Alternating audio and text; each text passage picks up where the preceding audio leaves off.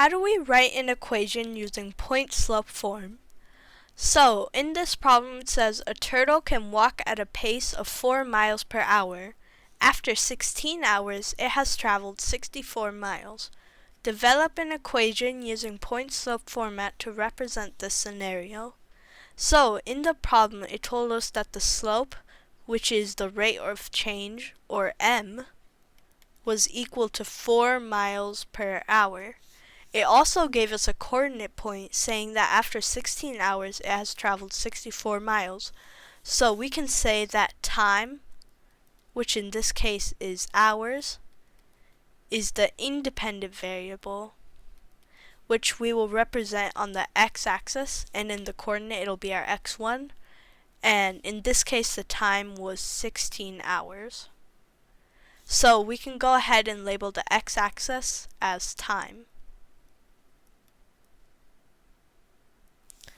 And for 64 miles, we can say that the number of miles is the dependent variable, which we can represent on the y-axis, and in this coordinate it'll be the y1.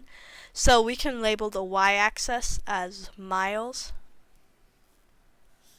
and in this case the number of miles was 64 miles.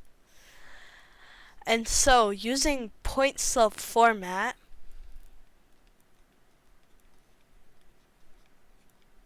which looks like this, y minus y1 is equal to m multiplied by x minus x1.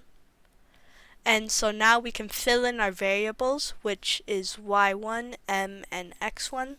So y1 would be 64. So y minus y1, which is 64. And m, which is the slope, is 4, multiplied by x minus x1, which is 16. And so now we can simplify this point-slope format by distributing this 4 to the x and 16. So that gives us y minus 64 is equal to 4x minus 64. Because 4 multiplied by negative 16 gives us negative 64.